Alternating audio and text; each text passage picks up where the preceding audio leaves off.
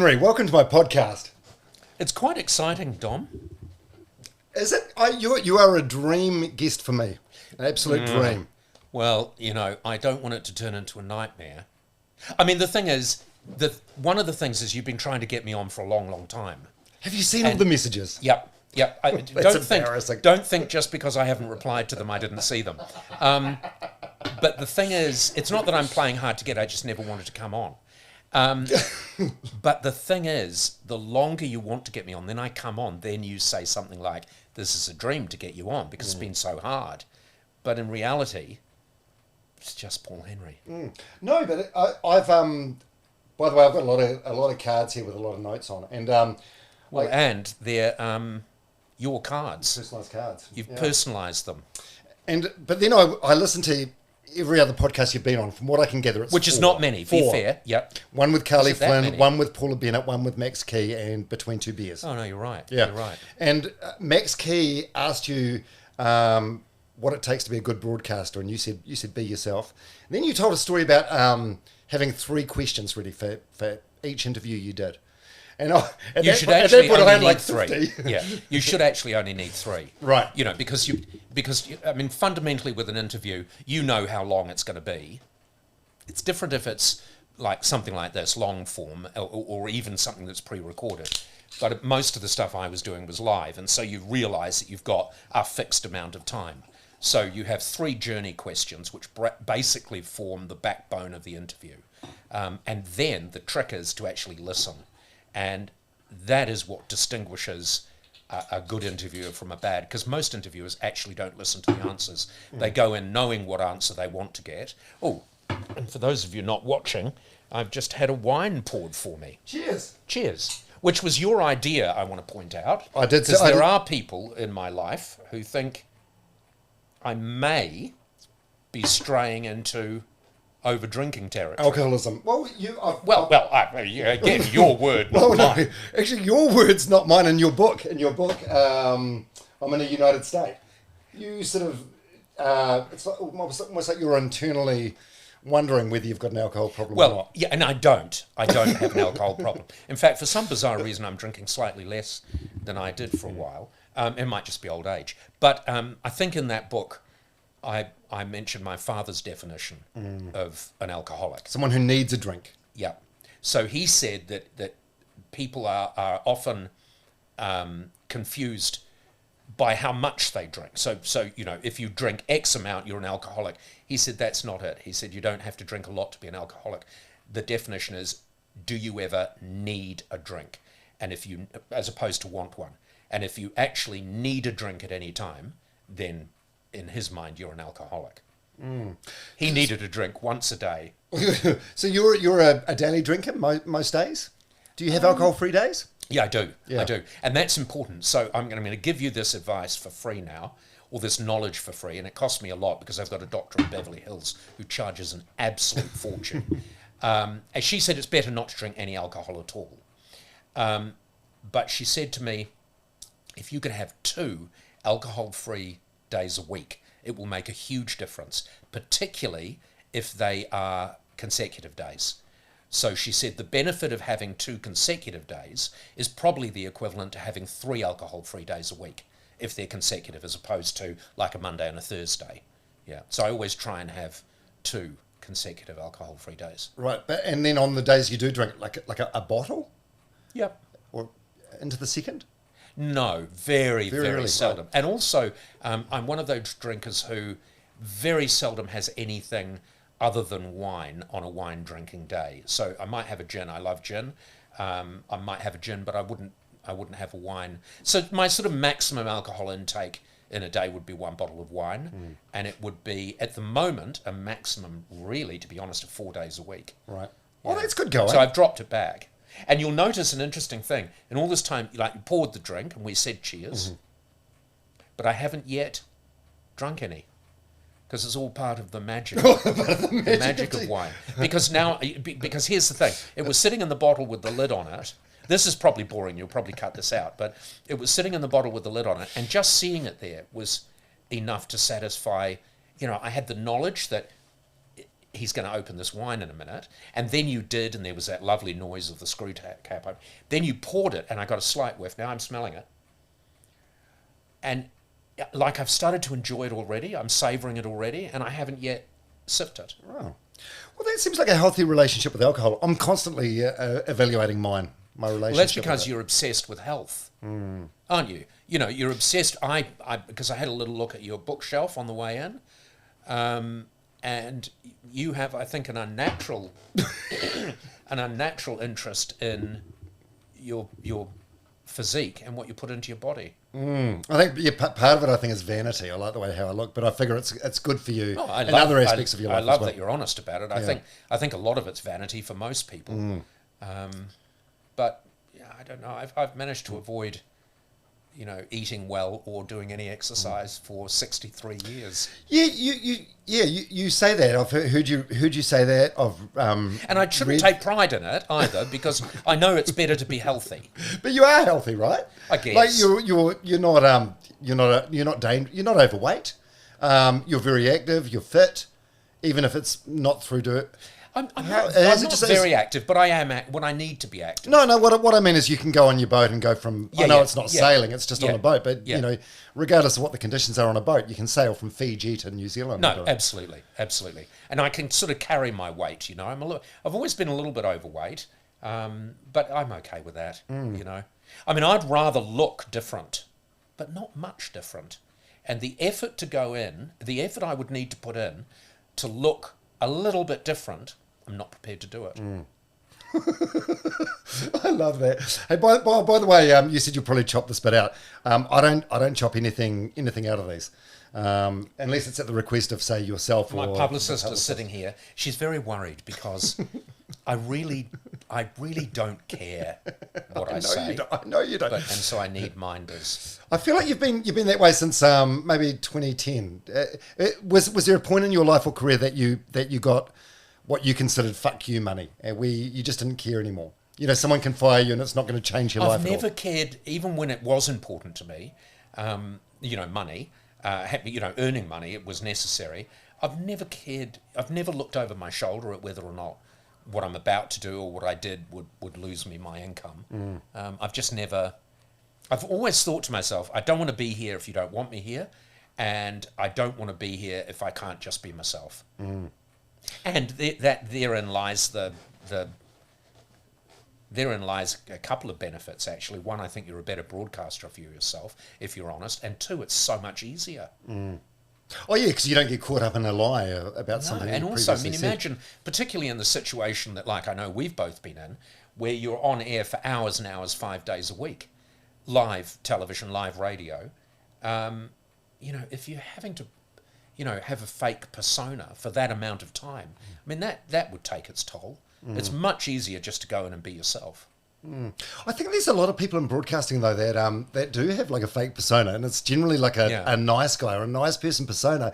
Then when you meet them, you're disappointed. Whereas you no one who ever meets you would say a bad word about you. Like you're very charming and you're very likable.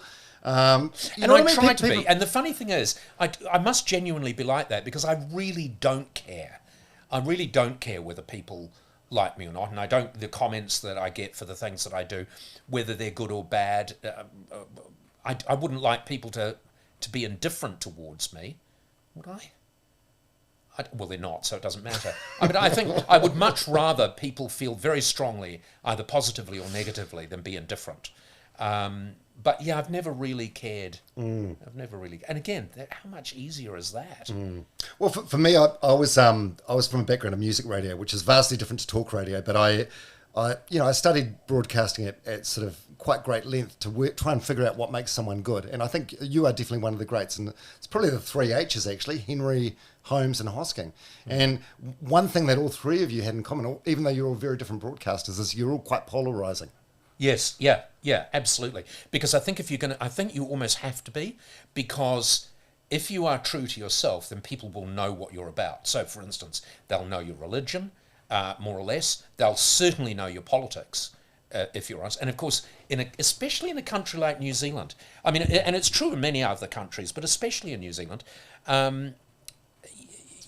people are not very tolerant of opposing political views.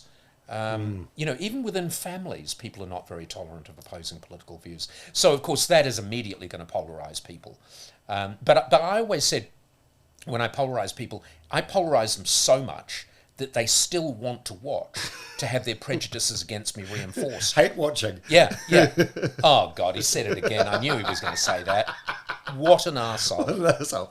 Okay, geez, there's so much to get through. It's you know. Okay, I'll do short answers. Okay, no. I don't want to tarnish that in any way. It's funny though because you have long form interviews like podcasts, which are fantastic. I think. Yeah. Because But how do you make money out of them? Sponsorship. But is there enough sponsorship? It's getting there. In the first year I started it, I reckon I took a 90% pay cut from what I was getting in morning radio. Yep. Now it's year 3, it's up to almost the same amount. Wow, really? Yeah. Well, there It's must been be a hustle though. very few people in your position though doing podcasts. I mean, so many people do podcasts, and you still have to get cut through. The advantage you had, of course, is you had a name, so you had a following. But it just always amazes me that because there are so many people doing things for nothing and, you know, just desperate to get an audience without actually thinking of monetizing it, whereas do it properly. And actually, you've got to be able to monetize it, haven't you? I mean, you've got to be able to get by. Absolutely you do. Absolutely. So good for you. Hey, thanks very much. And yeah, I wasn't joking before. As you know from my DMs, you are like a dream guest, and it's such an honour that you're here today.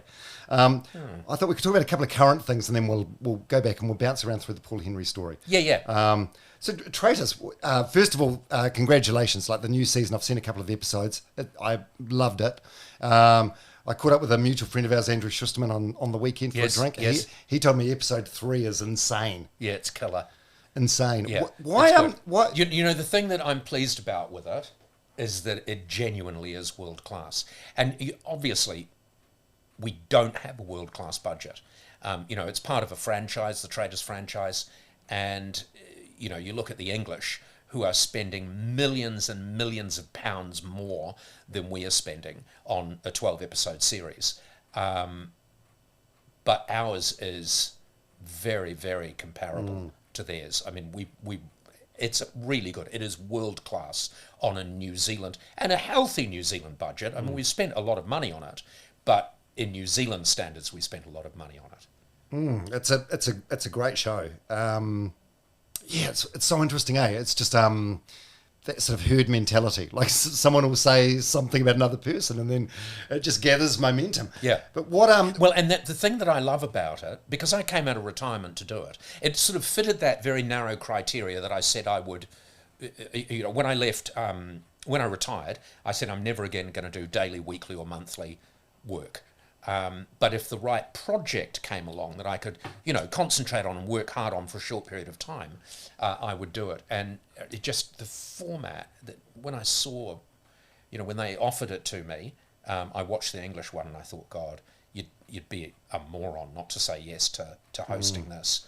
And it's hard work, and I hate doing it, but I love having done it. Do you know what I mean? Have you done things like that where you can honestly say, the doing it is really hard, but having done it is a great sense of satisfaction. You're so pleased. And I'm at the point now where I'm in post-production for the second half.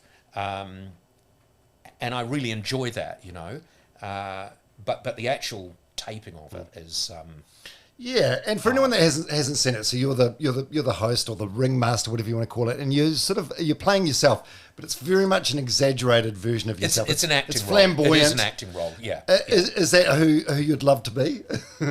It's very. I suppose in a way it's the opposite of what I was saying before. Be yourself, but it's me being. It's an exaggerated version of myself. Yeah. And so, for instance, the clothes that I wear there, a lot of them are my clothes, but I wouldn't normally wear them in that sort of combination or all the time, which I do in the program. Yes. And I love that because I love theatre. You know, I've always loved theatre. I'm a frustrated actor, always have been. Started working at the BBC originally when I was very young because I needed money, and I discovered that like everyone else that was there, I was a frustrated actor, and you were working at the BBC because they actually paid you a salary rather than working for a theatre where you may or may not get work. Why are you so anti-work? Because I've sort of found I'm probably projecting here, but from my personal experience, if there's something that I'm very good at, I generally enjoy it, or at least enjoy it more. Well, I'm much older than you. I've done it for longer. I'm older than you, you know. Not considerably, though. I suppose 12 not. years. I suppose not. But I don't know. I just think, job well done. I'm happy that, Well done. you know what I mean? I mean, like a lot of people seem to think, particularly in our industry, that the mark of success is to die doing it. I think to a large extent that's actually the mark of failure. Isn't success saying, gee, I did really well at that, I'm really happy with the way I did that, I said yes to all of these amazing opportunities that I was given, and then was given better opportunities and started to say no, and thought, I'm moving on. There are other things. Because you do realise, and you must surely realise this, but I think a lot of broadcasters don't, that actually, apart from the people you're entertaining today, you're not making a difference.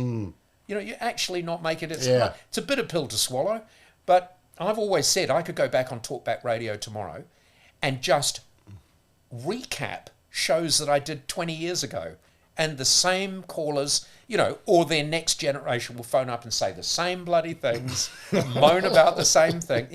What actually changes? Yeah, but you're very good at it. Do you think you've got I'm 51. I'm at an age where it was never diagnosed, so you definitely would be as well. But do you think there's like elements of ADHD in you? Oh God! Well, we're all on the spectrum, aren't we? Yeah, I agree. We're all on the spectrum. Like I say, in which book was it? I think in Outraged. Very few people are black and white, if any, right? So take homosexuality, right? My view is that that's just a spectrum that we're all on. And some people are more to one extreme than another. But in fact, in my second book, Outraged, I had a graph. So 50% was entirely homosexual, right?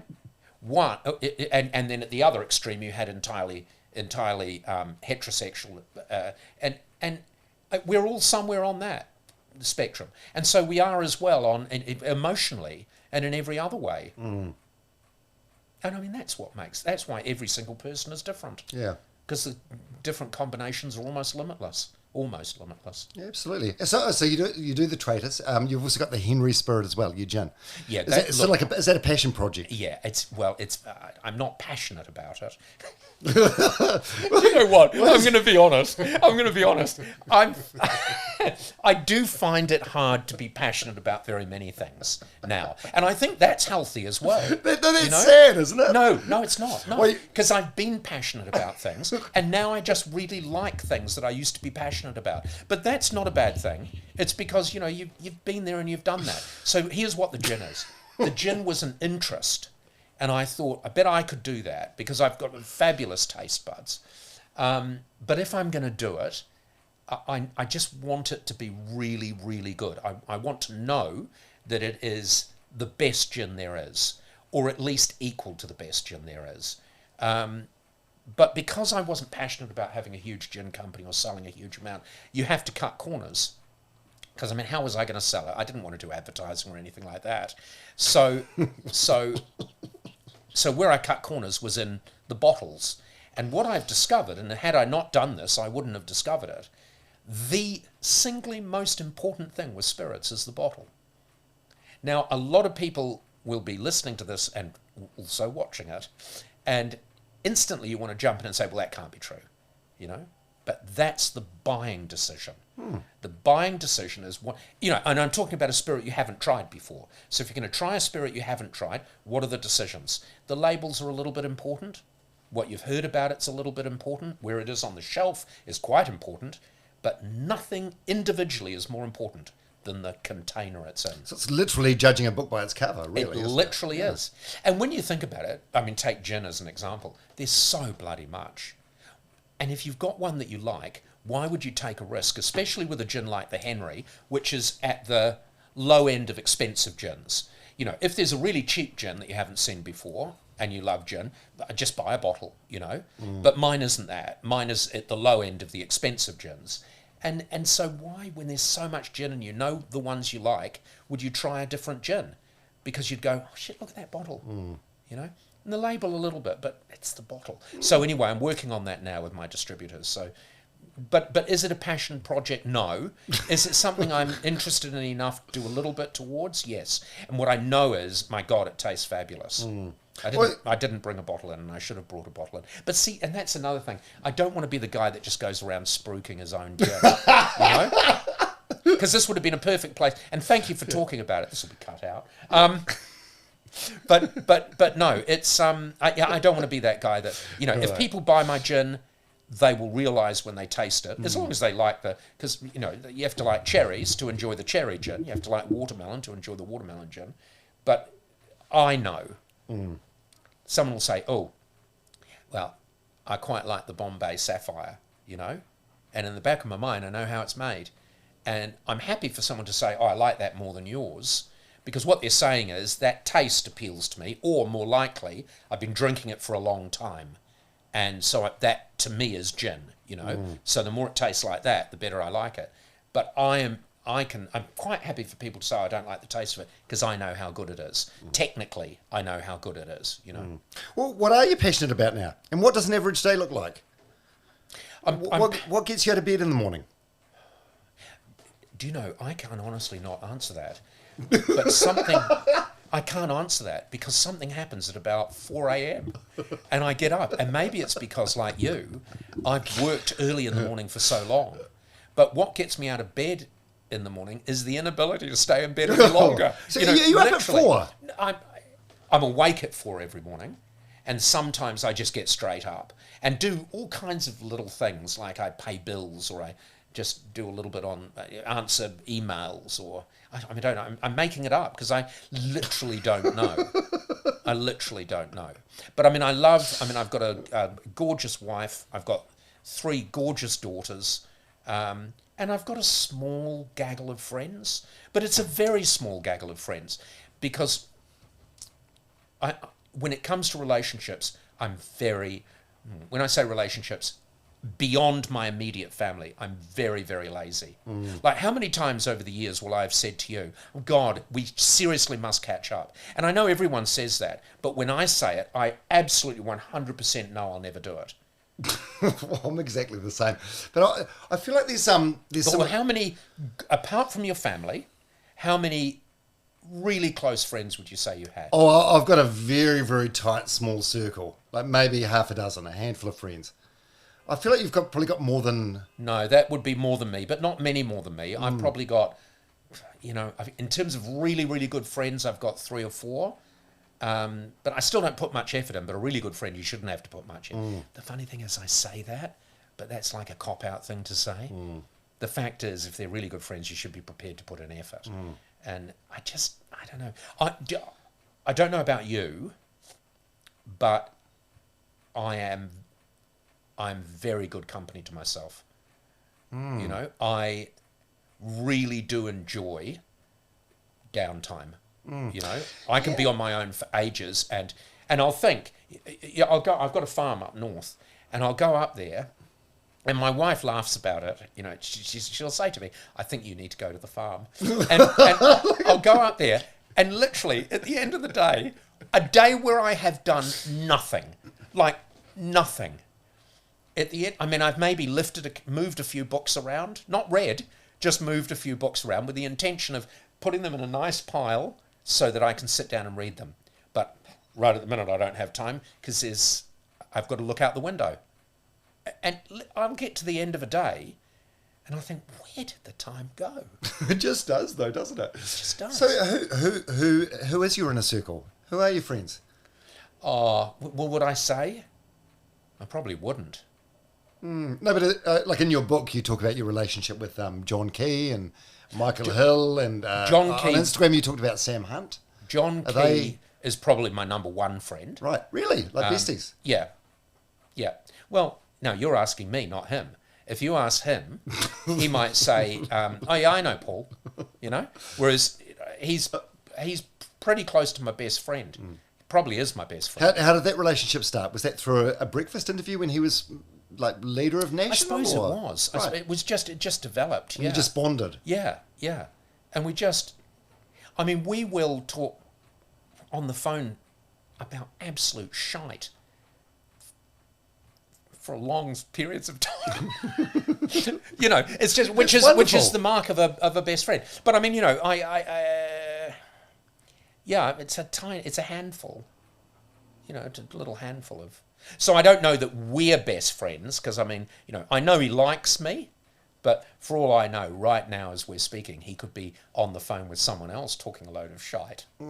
Well, no, you must be pretty good friends because the story in your book you talk about being on your boat in Europe together, somewhere around Europe together. Where was it, like Croatia or somewhere? Yeah. Yeah. So, I mean, a boat is a very confined space. So if he's going over there to spend time with you on your boat, that's... Yeah, but we frequently just jump in. And do death-defying feats. Because I think there's a sort of rivalry, you know? I don't know if you always have that. You probably do, because you're very sporty. I'm not sporty. But we have this weird rivalry that we never talk about together, but we sort of set challenges that are always slightly beyond our ability and then do them. Like? Sometimes swims. Like ludicrous, dangerous. Oh, you talk about that in your book. You say it's like 100 miles swim. I'm imagining 15 to 20 metres. But, you know, the thing is, you throw waves and... the one we're talking about that I mentioned in the book was in the Caribbean, in an area which is known for great white sharks. And it was not a calm day. And boats are always a lot further away than you think. You know, they are a lot further away. The currents, the waves, anyway. Silly things. Well, have you got any friends that you can talk to about serious stuff? Are you good at showing? We talk about serious stuff. Yeah. No. And I know you're into that whole men's health thing and all of that. Not spirituality, but perilously bloody close. And that's just not me. I'm just not into that. And it's not that I'm old-fashioned, because I realise that the stoic old way is, no, I'll just sit here and die quietly. But I just, you know, that whole... And you've got a lot of books, a lot of those sort of mamby-pamby, wishy-washy. Oh, that's not mamby-pamby, wishy-washy. No, but it's good to... Okay, maybe you're onto something. You know, I just spend more time looking at clouds. Really. Oh, jeez. I had a card here about your early years, but now that I'm having half a tumbler of wine, I don't know. It just seems. I love that word, tumbler. Tumbler. It's your word. I love it, stole and it. it's very European. I mean, they've all gone into tumblers now. Anything with a stem's gone, by the way. You use the word tumbler in your book in reference to pouring yourself a wine in the Corrie Lounge, and it's no one's giving themselves a restaurant pour in the Corrie Lounge, are they? No one. Because everyone in the back of their mind are thinking, shit, I paid a fortune to be in here. It's not free. I paid a fortune. Yeah, and once they get on that plane, it's like they're gonna ration out little drinks. Exactly. So may as well preload. Well, they don't ration it where I fly. But even so, you've got limited time. Yeah, limited time. Absolutely. Limited time. Okay, so we'll skip your early years. Because everyone knows that. Yeah, I think everyone who cares knows it. And I mean, it was interesting, but... It's a long time ago. Yeah, we've got to look forward. Yeah, so early career, though, because I'm trying to think... It feels like you got quite famous quite late. Yes, I did. Yeah, so you were foreign correspondent, you did some TV... Because I did a lot of stuff that I was interested in, and I was never discovered. I just sort of put myself in positions, and I would always just naturally assume I could do anything anything. Yeah, from your mum, Olive, that's how... Yeah, I just naturally assumed... Yeah, exactly. And I naturally assumed I could do it. Normally people don't say, can you do it? They assume the mere fact that you're sitting there means that you can do it, so you've ticked that box. But I was discovered, if you like, by... I was doing... Just trying to think. I think I was doing Breakfast at Pacific, Radio Pacific. Was it with Pam Corkery or no? Was it a solo show? I did do Breakfast with Pam Corkery, but I did Breakfast with a range of people there, okay. And on my own for a while. God, I'm just trying to remember his name. You know, Bill Ralston, who was the head of news and current affairs at TVNZ. He said, do you want to come out for lunch? So we went out for lunch. Television New Zealand had just introduced that maximum $100 bottle of wine, for liquid lunches. You laugh and I laugh. It's just so ludicrous, isn't it? Like, don't put a maximum price on the lunch, and don't put a maximum number of bottles. Just put a maximum price on each bottle. Right. You know, isn't that so Television New Zealand? Anyway, they just put this thing on. So Bill had discovered there were a couple of places that had really good wines, and the maximum was like $100 or something, and there were really good wines at about $99.90. And so we had this very, very boozy lunch, and then he offered me breakfast. So I did that. And that, I suppose that maybe there's a little bit of truth in the fact that, do you remember that How's Life with Charlotte Dawson? I was going to bring that up. I thought, for me, I think that was the moment, because I'd heard the name Paul Henry, mainly doing like foreign correspondent crosses, and you've got a very recognisable voice and very articulate, almost un-Kiwi sounding, very English sort of sounding voice. Yes. And then, there was actually, it was like a 5:30 show on TV1 or TV3, like That's a panel right. show. TV1, it was before the news. Was TV3 even going then? Probably. I can't even remember what This year is early 2000s. Yeah, so it was. so Charlotte Dawson was the host. Read out problem letters, right? Yes, that's right. Yeah, it was that whole. It was like Beauty and the Beast. Only it was just a rotating panel of people, and I was the cantankerous, sort of honest one, the one that didn't do all the research. Like a lot of those people, we'd record a few programs at the same time, and I wasn't in them all, but I was quite regular, and some of them would do so much research, you know. Well, here's a number you can phone. And, you know, I mean, they could all find the numbers themselves, you know. What they wanted was to hear honest opinion. Yeah. And so I wouldn't read the letters in advance. So, you know, what I mean is I'd just read it. I wouldn't dwell on it. And then when it was read out on thing, I'd give my opinion. Just my opinion, because I figured that was the thing. You got five people and Charlotte Dawson, you should just give your view. And I was very forthright. There was one time when this woman was being terrorised by her husband or something like that, and this was the last letter just before One News, and so Judy Bailey and Richard Long are sort of sitting there all ready to go, watching this thing play out, you know. And right at the end of it, Charlotte came to me and said, you know, what would you do? And I said, I'd poison him. I would put poison in his food and gradually watch him die. And when the news started, you could see Judy Bailey with tears in her eyes, just because they'd never heard anything like that on air before. Because Selwyn Toogood never suggested anyone was poisoned. Yeah, so was that sort of not like an epiphany in terms of a moment, but that sort of period, was it a time where you thought, okay, I'm actually more valuable if I'm giving more of myself away rather than just like, you know, reciting facts or reading news? I don't know. I mean, in hindsight, maybe that is true. I don't think I ever thought it. You know, because I don't know. I've never really made anything of an effort. No, with my career, you know, I've never seen it as a career. It's a collection of jobs that have been all loosely in one industry. But okay, yeah. Well, when from your career, I mean, here's the thing. So many people talk to me about doing so many things. Kite flying, you know this industry. It's all full of kite flying, and what is kite flying, mate? Just hot air bullshit. Yeah, and sometimes it's just, you know, oh, we've got this idea for a program. Would you be interested in it? And I never say the death words, which are, tell me more about it. I never say that. I just say, oh, yeah, come back to me when it's a deal. You know, and it's never a deal. Yeah. Well, sometimes it is, like Traitors is an example. But so many people, you know, oh, we've got this idea. You'd be perfect for it. You know, it's an idea for, oh, yeah. Because I've never known anyone that's had an idea before. Yeah. And in this industry, everyone's got 1,000 ideas. Yeah, I say, my girlfriend, I say that to her all the time. She'll be like, Dom, that call's really exciting. I'm like, oh, is it though? Like it's not a deal until it's a deal. Yeah. So you just can't count your chickens before they hatch. And I mean, you must be in the same situation. Like the number of times, like I would be frantically busy if 1% of the things that are pitched to me or attempted to be pitched to me came to fruition. Do you think you're naturally lazy? No, I'm the opposite. Right. I'm the opposite. But I'm very realistic. there's too much to do, and I enjoy doing nothing so much. And doing nothing is, I watched an interesting, I don't know if you've seen Outlaws on Prime, right? There's a section in this, and it's in Bristol, and I lived in Bristol for quite a few years with my mum when we were really poor, and so that's one thing that drew me to it. And it's funny because listening to the accents makes me feel, it's surprising how accents and voices, get into your head.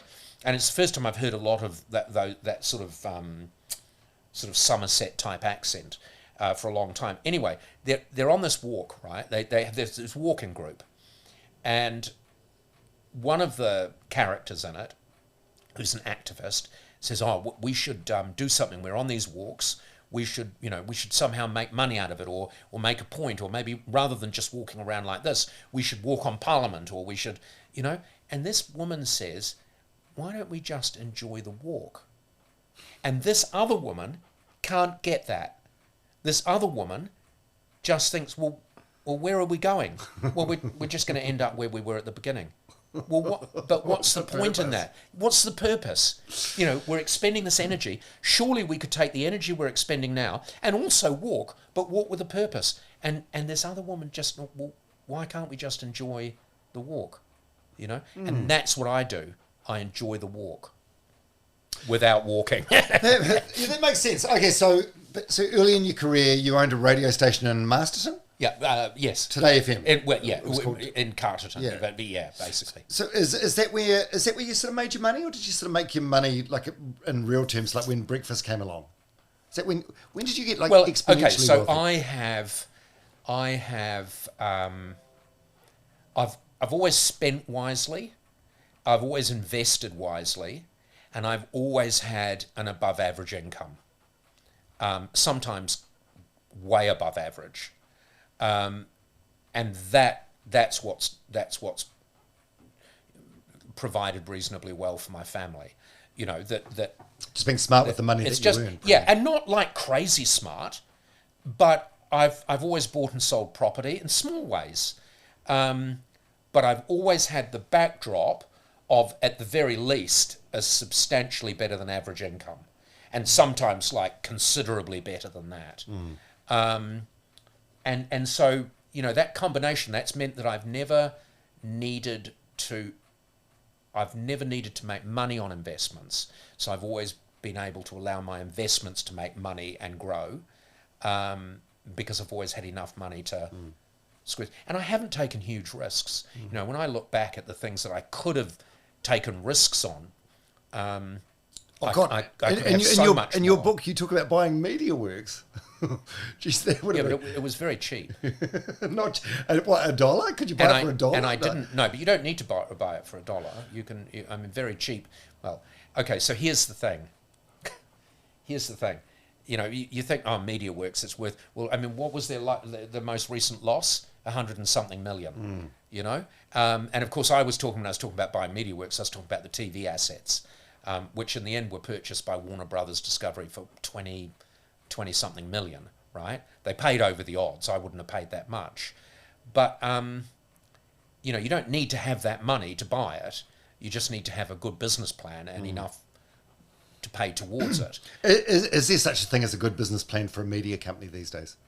This is 5 years ago that you wrote it. I had a good business plan. Yeah. Okay. Would it have been good enough? Because here's the thing. I'm going into the AM show on Monday. It's their last week, right? And they're probably all worried that they're not going to have jobs. Maybe they're not worried and they've found other jobs and things like that. But there'll be a level of aggrievement over it, because you'll have experienced this as well. In media, the people in media have an inflated view of their worth to the organisation, and no appreciation for the fact that there are people that have actually got money on the line, people who've actually invested money. So as you spend all this time sitting there thinking, in an aggrieved way, I should be paid more, I need to go in and ask for more money, you don't spend 1 second thinking, interestingly enough, I have no money invested in this business, and there are people that have, and actually last year we reported a $30 million loss, And so these people will think, it's the last show, You know, we're great. It's just a bloody breakfast show on just another network, you know? And the reason that they're not going to be on next week is because the people who've been hemorrhaging money have decided to turn the tap off. You know, no big brother is making a bloody fortune and running away with their futures, you know, quite the opposite. And so I've always been very realistic about that. So coming back to your question, because I don't know why I'm talking about that, I went to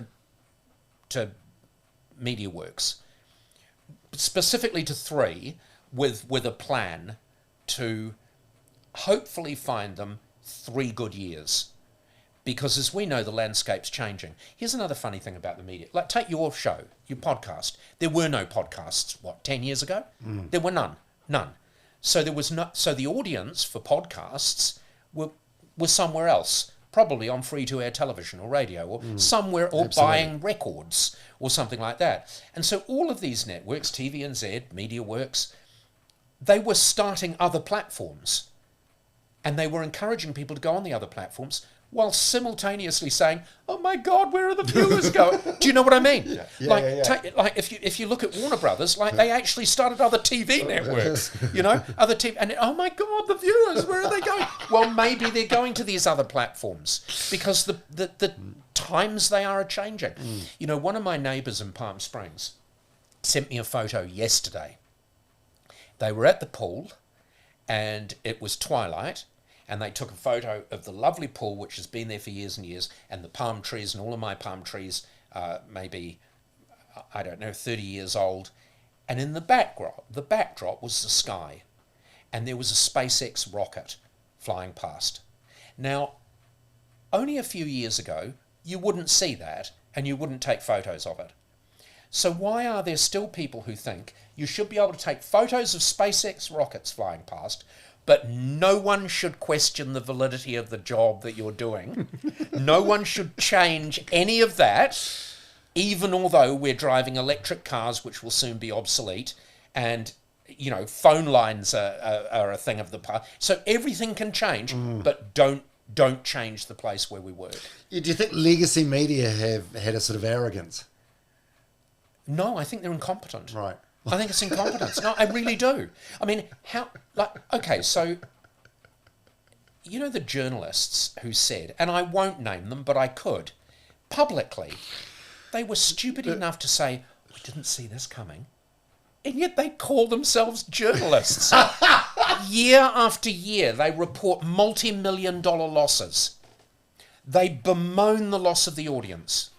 They see and promote and at the very least report on the proliferation of extra platforms. But they didn't see that coming. I mean, how... And this is not just the journalists. Management are exactly the same. How could they not see it coming when they were part of promoting the future? And so it's obsolete. TV3 is obsolete. So is TVNZ. Free-to-air television is obsolete. Every single thing that's happened for the last decade and a half has been showing the new way. And some of those new things have already fallen by the wayside because they've been replaced. So to all of a sudden be surprised that programs are closing down and networks are shutting newsrooms down and things like that, it's just beyond me. It's beyond me that anyone is surprised or even bothered by it. You know, I mean... You know, someone says, "Oh God, News Hub is closed down," and then goes out and gets into their electric car and practically flies to wherever they're going, you know? Or doesn't go anywhere because all the food's delivered to their door, or because their bloody fridge ordered food for them. And you expect still to be able to watch some stupid old-fashioned thing. Yeah. How do you consume most of your media these days? What is that? You just get pop-ups on your phone from the news sites during the day? No, internet. Yeah. I hunt it down because I don't like pop-ups. Right. But still, obviously, you can't avoid them. But yeah, just on the you know, the iPad thing. You know, I mean, it's just there, isn't it? Whenever you want it. I mean, seriously, congregating around a television at 6 o'clock. Gather round, the news is on. Sit up straight. Shush. Yeah. I remember Dad shushing us growing up. Yeah. Shush, it's the news. It's Judy and Richard. Sit up straight. I'm older than that. I think it was Philip Sherry. Philip Sherry. God, he was good, wasn't he? Yeah, he was fantastic. South Pacific Television. Do you remember that? And it had the eye. Do you remember that? Philip Sherry, always immaculately turned out, beautiful diction. And I admire all of that. There was a quality in that broadcasting, but it is old-fashioned and its time is gone. Yeah, it's gone. Everything changes. Yeah. Nothing stays and the same. everything should change. Yeah. You know, I mean, you talk to young people now, and it sounds like such an old person thing to say, but you talk to young people now, and television, the word television. Why do we still use the word television? It's exactly the same as saying, you say to a young person, "Well, have you been listening to the wireless?" Yeah. You know, that's like saying television. Yeah, it's just what is it now? Just a screen. Yeah. Just a screen. Yeah. Everything you consume is on screen, isn't it? God, when people talk about traitors, and I still say, we were taping it. Well, we weren't taping it. We were filming it. No, we weren't filming it. Were we recording it? No, we weren't recording it. We don't have tape, we don't have film, and you think, God, really, everything's changed. Just the terminology. And soon you won't need me. Everyone knows you don't need hosts. Oh, just cheaper to get an AI, Paul Henry, more reliable too. Yeah. Doesn't complain about working. Then I can spend more time up the farm and just looking at things. Yeah. But you, does part of you feel sad about the change though? Given TV's been such a big part of your life and it's been so good to you, and you've been good for it. Do you know what I mean? Like, I feel like you were part of a... But I do, when you get to my age and you've done the things I've done, you do realise how much of what you've done is now not only is it not done, but no one would even understand it. For a period of time when I worked at the BBC, I worked in the... I was a projectionist. For David Attenborough, I was a projectionist. Oh. Now, I used 35mm film. I was projecting celluloid film, which used to sweat nitroglycerin. We had a film store that I used to go into. Was one of the few people that had the key to get into the film store at the BBC under Broadcasting House, and it was kept in this cold conditions, and some of them were literally dripping nitroglycerin. You had to be so careful with this stuff. It was so old-fashioned. But we were still watching it. And we had separate magnetic tracks for the audio. You had to line them up on the project. None of that. None of that is around today. And is it bad that it's not around? No. It might be nice novelty to have an old Edison scroll or something in your living room. It's very cumbersome. But that's all it is, yeah. And all the things that replace that they're all obsolete. I remember for a while when I was a foreign correspondent, I bought the latest state-of-the-art technology, which was the mini disc. The quality was extraordinary. I think mini discs were around for like 18 months. They were almost superseded before the first machine was on the market. I had a mini disc as well. Yeah, it was amazing. Because before that we had like a little... like dictaphone, or a little cassette recorder. And then you got DAT tapes. Do you remember the DAT tapes? Digital audio tape. Yeah, and then the digital audio tape was out, and then all of a sudden the mini disc came out, and I thought, oh God, that's future-proof. I'll buy one of those. That's so much better than a DAT tape. Well, 18 months, that was it. Yeah, now the voice memo on your phone, it does all that stuff. It's crazy. So you went on Breakfast in 2004? Look, you've done the research. Yeah, okay. I'm not going to argue with you. 20 years ago. It's a bloody long time. Who were you working with him? Was it years ago. Was it with... Alison Moore, firstly. Right. Yeah. Not Kate Hawkesby? No. No. Kate Hawkesby had already moved on, and I think prior to me, Alison and Mike were doing it. Right. Kate had... it doesn't even matter. It doesn't even matter. So, but I would say 2010... I love that when it doesn't even matter. No, it doesn't. I'm off the hook. But 2010, 2011, I feel like that was like peak Henry. In terms of the dangerousness of you. And we had extraordinary viewership. Extraordinary viewership. It was just... Sometimes there's a moment in time, when everything comes together. And that was one of them. Pippa was... wonderful. We worked so well together, and it wasn't work. We were so good together. We sat on a couch well together. What stood her apart from all your other co-hosts or She was offsiders? perfect. Yes. And none of the others have been perfect. Some of them have been really good. Some of them have been bloody terrible. Some of them have been really good. But it was, and again, it's not that she was perfect or I was perfect or TVNZ was perfect. The chemistry or... It's just that moment in time. So, and you can go through an entire career without ever actually hitting that moment in time through no fault of your own.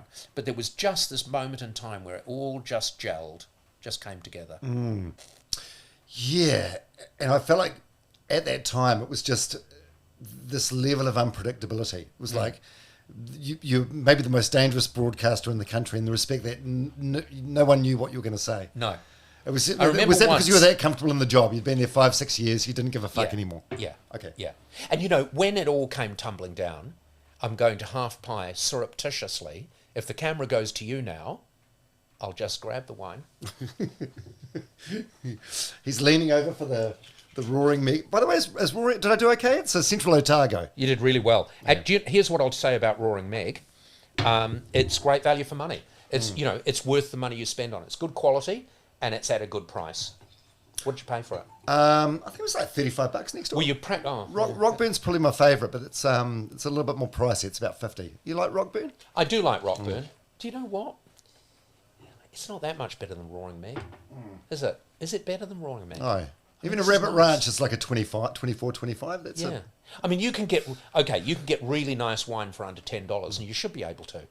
But it's a bit... What can you get? No, you can, but it's a bit unpredictable. Right. It's a crapshoot, But this stuff isn't. I quite like Mount Difficulty as well, but that's a little bit more expensive. I like Mount Difficulty. And I don't know that it's any better than Roaring Meg. No, I don't want to turn this into an advert for Roaring Meg. But I actually don't care.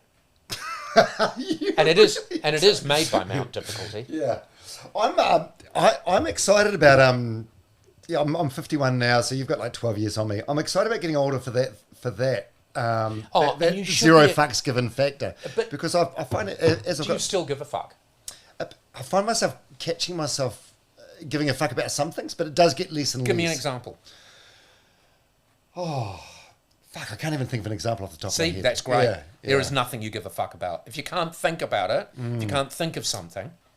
Your girlfriend's lovely. I met her the other day for the first time. Yeah, I found a little... Yeah, I want to ask you about that. So she's 30, so she's quite a bit younger than me, and she knows no one I have on the podcast. She's like, who you got coming around today? Did she not recognise me? Oh, no. She knew me. Okay. I was going somewhere with this. It was like... Oh, sorry. She's like, who's coming around today? I'll be like, Dame Lisa Carrington. She'd be like, don't know who that is. No. But then she's like, Paul Henry. But then the next thing, the strapline or whatever you want to call it, she'll say, Moustache on a lady. Which I feel like is offensive in a way. Like nutting down a 40... Well, it's one of the things, isn't it? But I know what you mean. You've got this huge body of work, but then things float to the top. Easy pickings going to the... Do you know the thing that I'm most proud of? So I came into work one day. This was at TVNZ. It's not the thing I'm most proud of. Obviously, the thing I'm most proud of is Traitors. We need to talk a bit more about that too, because out the corner of my eye, the publicity, who's lovely... She's great. She's lovely. Is that offensive that like a publicist sitting here monitoring you? Like you can't be trusted. No, it's absolutely necessary. You wouldn't believe. I mean, so far I haven't said anything that you'd... No. Well, this the thing I like about this platform... I've just finished this. Okay. Because I want to hear this. Yeah. But the where I was going was... I mean, I am quite... I don't know if I'm proud of Traitors, but I love it. I love having done it. I'm very pleased to be associated with it. But one of the things that I was most proud about, because you mentioned Moustache on a Lady and Dikshit and all those things, which people always bring up. And then there was that wonderful one where we were talking about rats and I spat all over, because I just was laughing so much and I had a mouthful of water. I took take a quick sip and then like just spat it out all over my co-host. Anyway... I don't remember that one. I came into work one day, right? And this is, so we're in the studio, right? And they had padlocked our laptops to the set. Now, nothing says, I don't trust you.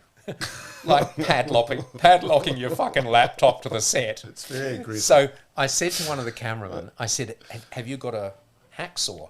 Anyway, he didn't, but he brought one in the next day. And halfway through the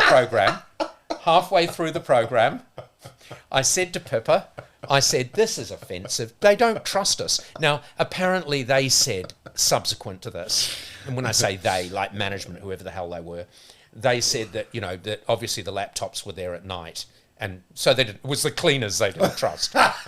Or maybe it was the cameraman. But they basically didn't trust anyone.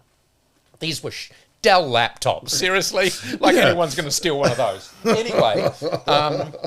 Anyway, so halfway through the program, I get I think you can still see this on YouTube. I get the hacksaw out and start hacksawing through whilst I'm hacksawing through. And because I know it would take too long, because, you know, time's against you on television, I hacksawed through the nasty, cheap wood that they'd drilled a hole through. In the set, I hacksawed through it to get the laptop out, to make a point. You know, that, whether you like Paul Henry or not, that is bloody entertaining. It's because great it's TV. Unpredictable and it's making a point. I mean, that is it's great TV, but it's also just great living. It's making a point. You know, these people who sit up in their offices, you know, are so bad at their jobs that they've decided the only way they can protect their Dell laptops is to padlock them to the set. I mean, really? That's brilliant. That is so good. Oh, I love that breakfast set, and they've done that nice thing with chain. Oh, God. There's got to be a better way to like secure your electronic goods, doesn't there, than a padlock and a chain? You know, if you've got people stealing goods, get rid of the people, you know? Or padlock the people to their houses so they can't come in and take your laptops. So was it? I've never liked Dell equipment. I don't know why. He's mad about it. I never have. I don't know why. Anyone says Dell, and I always think inferior. And that's just, and obviously that's something Dell are going to have to address. I think they're a very valuable company. I don't think they're too concerned. But maybe they are. I don't know. I think as a result of this, there will be a special emergency meeting of the Dell board. So in 2010, you win the People's Choice Award, the Qantas TV and Film Awards, and you make the most memorable speech ever. First of all, there's a serious moment where you thank Pippa, which is lovely. Yep. I feel like we've touched upon that. That's clearly a special relationship. Then I didn't get, it's 14 years ago, so I didn't get the references. You read out a letter, and I don't know if this was an actual letter or something that you'd made up. If it was a real one, I'm guessing you definitely recrafted it. You definitely recrafted it though, because it was word for word. Bullshit. Word for word. It was too brilliant to be. Yeah, it was. And the thing is, TVNZ didn't give me much mail because I think I used to get a lot of hate mail, but occasionally they would send me a selection. Anyway, I opened this letter before breakfast one morning, and I thought, that is a fucking gem. That it had obviously been written by someone who was intellectually deranged, but there was a magnificent outcome. It was magnificently written. It was hilarious. There was one little part of it which I think was a bit unpleasant. But here's the thing. I in my own mind, there was one little bit of that letter that I was a little uncomfortable with.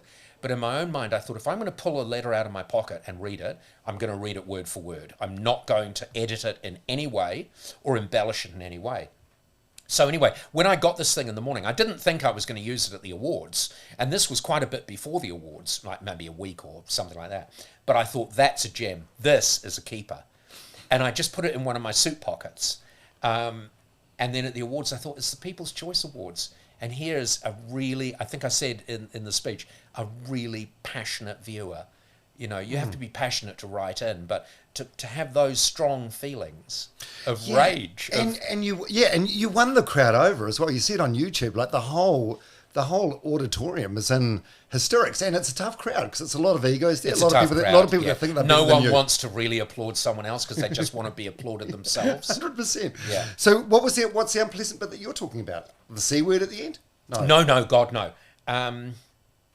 Do you know, I can't even quite remember it. There was just some reference. So there were references to Susan Boyle, Pamela Anderson, and David Hasselhoff, which went over my head. But I think there was a little crossover between the Susan Boyle and the Pamela Anderson thing. It was just one little thing that I was slightly uncomfortable with. But again, I thought I'm either reading this whole thing or I'm reading nothing. I didn't realise that it was live on TV. And I said, cunt.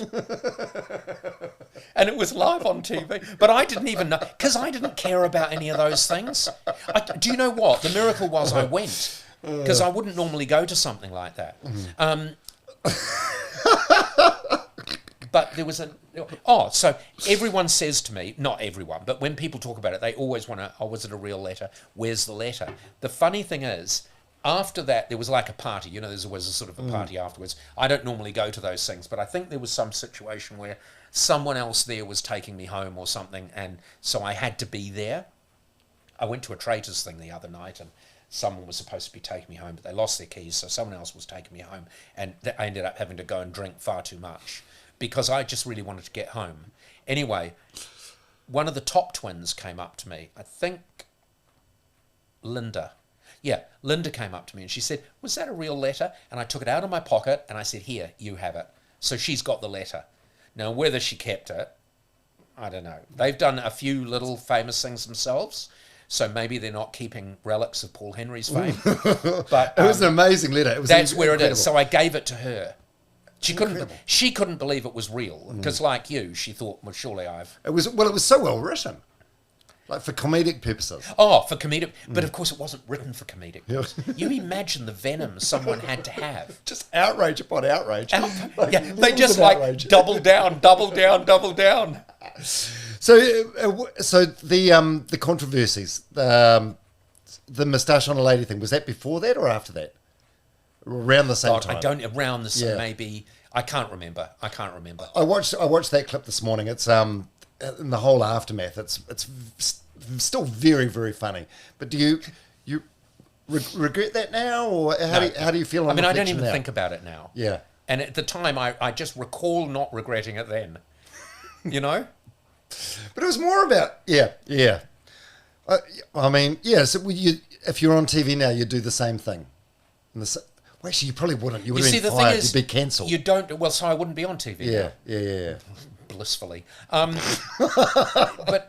you wouldn't do the same thing again because you can't do the same thing again because it only works because you're just doing your thing. You know, if all of a sudden you're rethinking things, that's why when people do things, you know, and they rework it, normally it's never as good as the first draft. Of course. It's like the first person that comes in and offers you money for your property, you probably should have said yes. Okay, and then there's the what was the other controversy? The Sheila Dikshit thing. That was the big one, right? So this is when. Well, I don't know if that was the big one. I mean, everyone looks at that as being that was why I lost my job. But I suppose I've always said that it's just the way human nature is. Your failures are cumulative. Your successes are singular. So, I mean, if you're only on stage for one evening, you know, you might have a few jokes that don't work and a few that do, and everyone goes home thinking about the ones that did. But if you're on stage 5 days a week for 3 hours a day, at the end of every day, everyone thinks, oh, that was funny, but your failures add up. At the end of the week, everyone can tell you how many failures you have, but they only remember the one success you had that last day. This is the same with politics. That's why we don't have a national government forever, because the longer you're there, the more failures you've had. And people only ever remember your last success, but they'll remember every single failure. And I'd been in breakfast for a long time, and what some people perceived as my failures were cumulative. And I knew that the wagons were circling around me. And because I was never going to fight for my job, I would never fight to keep a job. I mean, how horrible would that be? Oh, you're still here. Yeah, God, I've had to fight to keep this job. Another way of that is, oh, you're still here. Yeah, no one wants me here.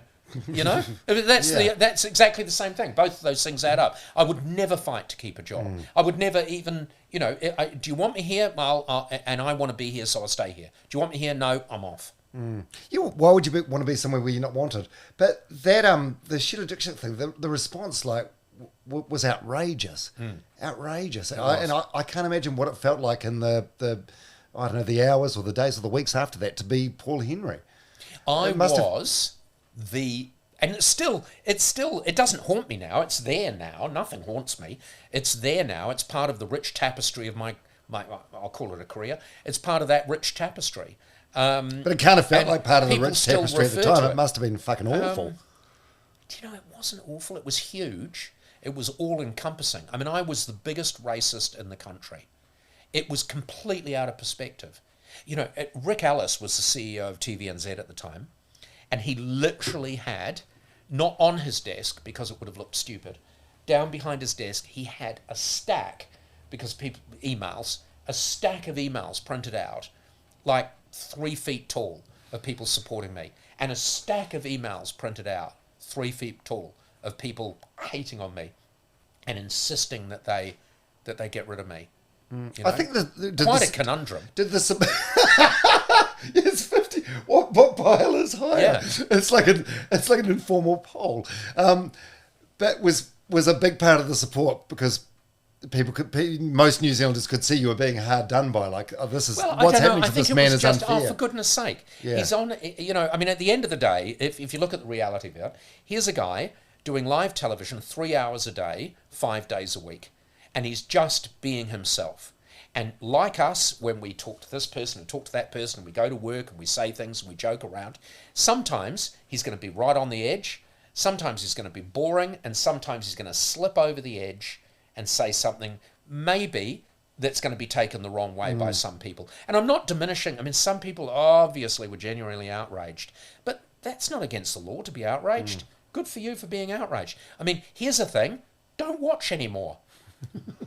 You know? Yeah. But the thing that would happen with me, with other things as well, someone would be outraged and they'd phone up and they'd say, my God, you need to see what he said today. Oh, I didn't see it. I'll go and look. So we're going to have a look at something that people have told us to be outraged about. Were you out? What did you think? Oh, it was terrible. It's an outrage porn. It was terrible. Have you told anyone else about it? Yeah, I told Sheila. She's going to watch it. Has Sheila watched it? She has watched it. She phoned back and she said, it's terrible. She's going to write a letter. Now, these aren't people that saw it the first time. Or even the second time. They were told that this was outrageous and they should see it to be outraged. And hallelujah, they were outraged. Yeah, and this has probably accelerated the demise of TV and radio in a way because everyone's too scared to do anything. What a sad country when it's like that. But I mean, the world is like it. It's not just New Zealand. I mean, the world's like it. I mean, the wowsers are taking over. But was that? I mean, it was like over a decade ago, so it's probably easier to talk about now. But just trying to take yourself back there, is that like the biggest sort of adversity you've gone through in your life? It was a collection of things at the time. It wasn't just that one thing, but it wasn't adversity. You know, it was. It was though. It was. Well, really it might have been for other people, but it wasn't for me. No, as someone that was far less well known than you, and just in music radio, it seemed outrageous. Like there were reporters camped outside your poor mother's rest home. There was people outside your house. There were people. It was almost like the O.J. Simpson Bronco I know it was. chase. Well, it was our version of the O.J. Simpson thing. Yeah, yeah. It was. I can't imagine what it was like being in your shoes. But it was week. fine being in my shoes. You know. Was it? Like, yeah. Okay. So, first thing that happens, right? You imagine this. You've got to get up at 0:00 every morning to go in and do television, and all of a sudden you don't have to do that anymore. You've been stood down. You've been stood down on full pay. So I go to my house at the sea, right, and I hunker out there for a while because they told me to. TVNZ said I needed to, just go and just. Yeah, and Hawke's Bay, I know. I read about it in the paper. So I did that, and then the next minute there's an emergency meeting. Things aren't calming down. We're going to have to address this. You're going to have to come back for an emergency meeting. So I go back for an emergency, and people were up in arms, but like I say, and there were two sides of the camp, three sides really. There's the other side that didn't even know it was going on because they were just struggling through their lives. And then they give me a payout, and I field inquiries. I mean, seriously, I'm not minimising it. That's how it was. It wasn't a nightmare for me. It was an unexpected flurry of activity. Yeah, but I also know how. I mean, yeah, you're very tough and resilient, but also, there's the women in your life, like your 3 daughters and your mum, who you care about deeply, and maybe your girlfriend Lindsay at the time. How did you feel on behalf of them at the time?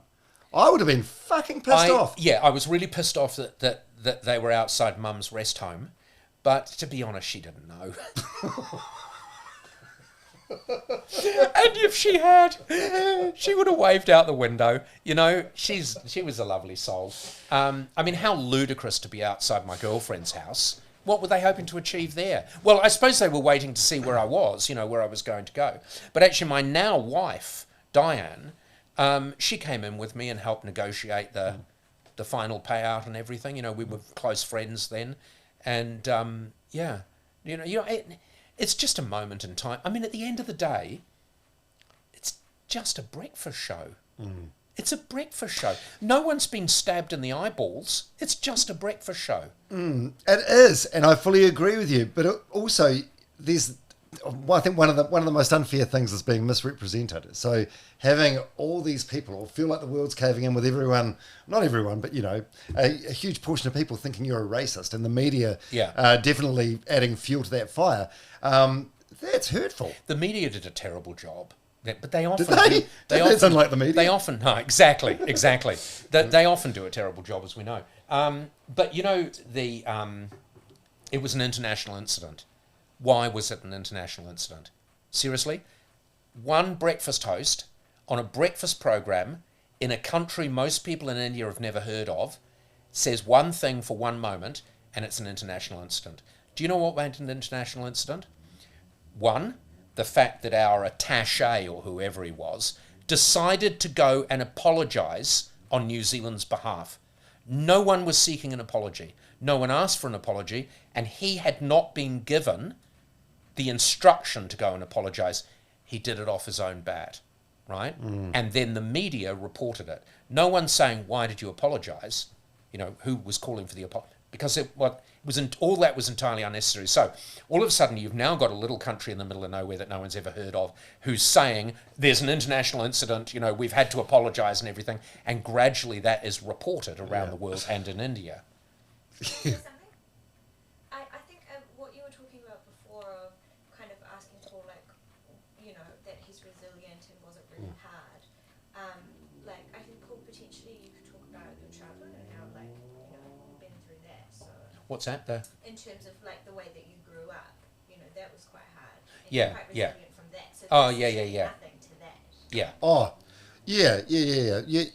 Your childhood. So you were, your publicist in the background was just saying your childhood was hard and that made you resilient. So now everything's water off a duck's back, more or less. Yeah. So you're yeah, I mean, this is what comes back to me saying all of this was based on one comment, one breakfast host makes in one small country in one moment of time. At the end of the day, there are people, because I know what it's like to just struggle through life. And there are people who are struggling through life who don't have the luxury of being able to dwell on one little moment in time for one breakfast host, you know? And so from my point of view, it was just a moment in time, and all of a sudden it turned into something else, and I just lived through that. You know, you duck and dive, you take the turns in life. You're very lucky though. You must see it now being on the hosting side of a reality TV show, like the duty of care that goes into that non-scripted reality, whatever it's called. It's phenomenal. Like, they're so nervous about someone saying something mean about someone else and them taking it badly. But Well, that's one of the lovely things about Traitors. They say really mean things about each other. We encourage them to kill each other, and people take it really badly. And we're there to witness the whole thing. That's the wonderful thing about a program like that. Here's the other thing with Traitors: it really is reality.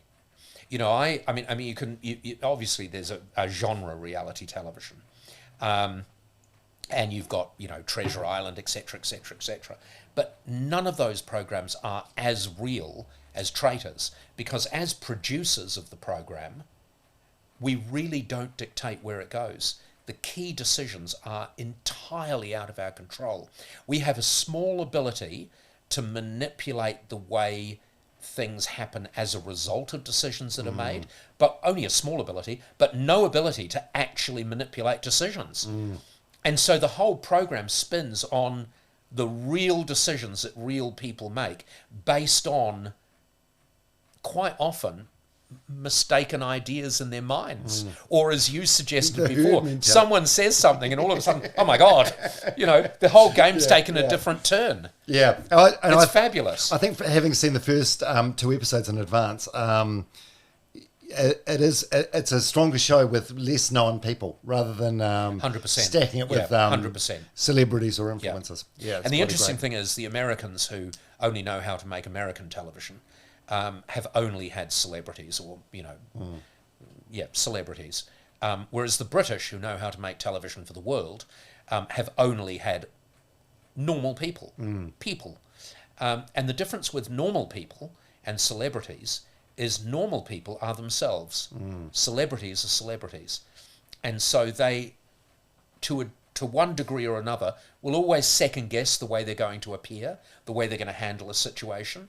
So it takes longer for them to get into a game if ever they fully get into it.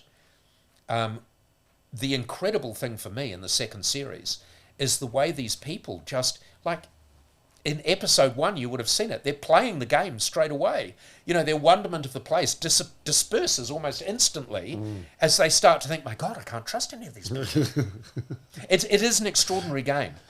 You imagine, like, it's interesting talking to some of them now, because I don't talk to any of them before, because I am, I'm God in the game. I don't even make eye contact with them. They're dust under my chariot wheels. And that needs to be like that, because we're setting a scene. It's all part of the theatre. It's part of keeping them in this cosseted, fake world. But you imagine being in this world and not being able to trust anyone, not being able to communicate with your old life, with any of your family or friends, not being able to talk things through. So the only people you can talk things through with are people that you have probably falsely deemed trustworthy. But that they may well not be trustworthy. Trying to dupe you, yeah. Yeah. It's your whole world, isn't it? It's your whole world. People come into it with a strategy, and if you talk to them afterwards, they say, look, that actually didn't serve us well at all, because when we're in it, we realise actually you can't play out a strategy because there are no anchors that you can tie to. Everything is loose. Everything is untrustworthy. It's fantastic exercise in humanity. It's bloody great. So you've had your phone on through this, just in case your daughter Bella goes into labour? No. Yeah. Yeah. So you've got 3. So she's expecting twins? Twins. How many grandkids have you got? Two. Two. Rayhan and Mina. You love being a granddad? Yeah. Yeah. Rayhan Henry. This is one of the nicest things. One of the best accolades you can get in your life is for your name to be passed on. And so my daughter Lucy and her husband Frank in Melbourne have called their first son Rayhan Henry and their second daughter Mina Olive. Isn't that lovely? After your mum. Yeah. Their nana. Yeah. Yeah. How are you different from being a father to being a grandfather? I feel like you were a fun dad anyway, right? Yeah, I was a fun dad. And still am, trying to be, They say about grandchildren, all care, no responsibility, as opposed to all care, all responsibility. And I think that's probably pretty accurate. I mean, I don't see the 2 grandchildren I have very often, and I do miss them a bit. You but don't see them because of distance? Yeah. Yeah. And I mean, I could make more of an effort. I could go more often, but I know they've got their lives. And they don't even want to talk to me on the phone. I mean, Mina will wave, but only if... what's that program she loves? What's that new program that... And actually, it's captivating to watch. It's a cartoon show, Peppa Pig. It's fantastic. Right. Have you ever watched it? Oh, Peppa Pig. It's bloody fantastic. It's absolutely fantastic. It's compelling watching. Because I was once over there and I said to her, oh, for goodness sake, they don't understand for goodness sake, but I said, for goodness sake, let's, and then I started watching Peppa Pig with her. You were hooked. And her mother said, what are you doing? Shh. It's the good bit. Yeah. Because I've got a quote here. I think this is from a woman's magazine. You talking about your daughters. They know I love them in every possible way because I tell them constantly. I text all three of them at least twice a day, email about every 2 days, and bombard them with supplementary information about my life and ask them questions about theirs. They know absolutely without question that I love them completely. That's beautiful. Yeah. It's a beautiful quote. And here's what you have to do to get away with that, because that could be annoying. That could be damned annoying. So I've made it clear. A little pesty, on the pesty side. Yeah, but here's how you get away with it, because I still do that now. And sometimes I'm typing it and sending, because now you've got the emojis. So I'm doing combinations of emojis as well, because a picture paints 1,000 words. So I send sometimes, 25,000 words. It's like a book. But here's how you get away with it. You get away with it by making clear that you don't expect a reply. So I will never say, oh, I asked you so-and-so and you didn't reply. Never, because I don't expect a reply. I just constantly want them to know. And I know that they must sometimes roll, fucking hell, go through, oh, Jesus Christ. Oh, my father loves me still. Again. Yeah. Oh, no, that's nice. I think that hasn't changed from 9 o'clock this morning. He still loves me. Because you were sort of busy. Your dad was an adventurer, and you were sort of like an adventurer, I guess, of a different sort in the early part of their lives with your foreign correspondence. Yes, that's stuff. right. That's right. So it is very lucky you've got this relationship with them now. If you don't do the work in the early years, you have to constantly do the work. I think. Yeah. I think you have to constantly do the work, and it's a wonderful thing, because that is the only point in it, apart from just the point of enjoying yourself. The only other point is to pass your. The only way you will actually get any kind of longevity is to have children and pass it down. Apart from that, the only point is to enjoy yourself, really. Because if you enrich other people's lives, which is nice, I suppose, but if you enrich other people, you're only enriching the life of the person you're touching that moment. You write a book and oh God, there are so many. Look at your bookshelf. There are so many books. If everyone stopped writing books now, people would hate There's enough. There's enough books. There's seriously enough books. Yeah. People say, oh, well, I read so and so. Yeah, we'll go back. Let's re-release a few that have already been written by people who've got a lot more to say than some of the people that are writing books now. And I say that to someone who's written books, as someone who writes books. There is no need for anyone to write another book. Would you do any more? It's a terrible payday, eh? Terrible return on investment. You don't do it for money, do you? You don't do it. I wouldn't do it if I wasn't paid, I wouldn't do it. But if you actually factored out, I don't know how quickly you write, but if you factored out the hourly rate on writing a book. Oh, it's terrible. Lowest hourly rate you'll ever get. Outrageous. Outrageous. I am, after sitting down with you for, what's been an hour 20 now, one thing has it been an hour 20? When do you have to go? Okay. One thing I'm confused about. You asked the publicist, not me. Because she actually has a job. I know. I suspect she's got a place to go. But yeah. But is it still just checking in? At the beginning you said it's what did you say? It's a dream having me here, or an honour? Dream guest. Dream guest. Do you tick that box now, or are you slightly disappointed? 100%, not disappointed at all. Oh, fantastic! That's great. One thing I'm confused about you though. So you do have elements of a loner. Yep. Right, where you love going to Palm Springs and just going on road trips on your own and your Mustang, or going to your farm on your own. But also you love holding court and you tell a fantastic story. So you just have a small social battery. Like you're happy to. Well, I love theatre. I think I am quite theatrical. I love theatre. Do I love holding court? I do hold court. I don't know. I suppose you need a little bit of everything in your life. A little bit of several different things anyway. And maybe I wouldn't enjoy being on my own as much if I was on my own all the time. Maybe I wouldn't.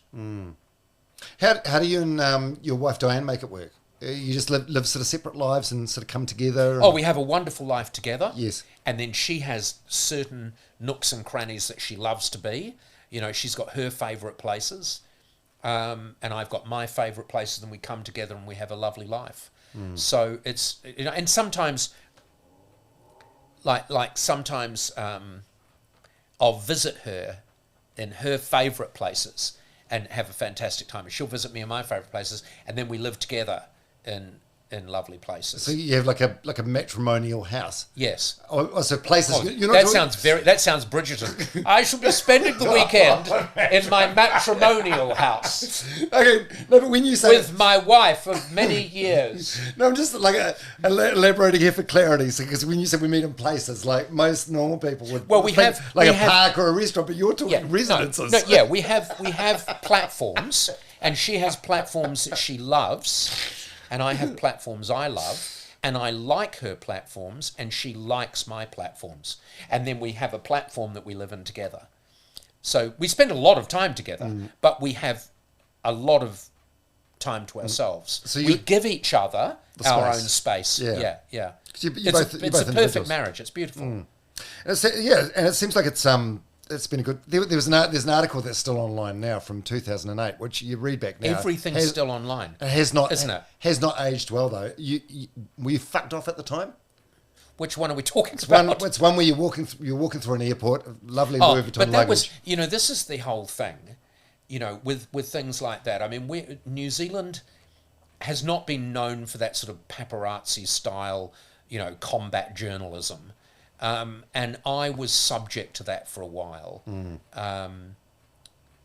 Because this article, it says Paul said he was having 3 months off breakfast to spend time with his daughter. Now he's going overseas with this woman that had an affair with Don Brash or something like that. Yeah. So it takes shots at you, shots at her. Yeah. It's terrible. I don't But think it was you the get away same with when it. they were, at the top of my drive. And I mean, you mentioned outside my mother's, there was a moment in time, because that was all around those few years, there was a moment in time where there was a sort of paparazzi style, attack journalism style element, particularly to the Herald. Largely down to Shane Curry, actually, who, funnily enough, there was a period in time where, and he actually wrote about this, where I told him once I wouldn't give him the steam off my piss. Isn't that a lovely It's a phrase? great line. And he quoted it to me in an interview not so very long ago. And now I would actually give him the steam off my piss. No, there was a time when I would have wanted to bury the hatchet right in him, but now we've actually buried it. But he, I have always admired him as a journalist. He is a brilliant tabloid journalist of the worst kind. Right. And now he's moved on from that, and I've moved on. He no longer hounds me. So Is that his car out there?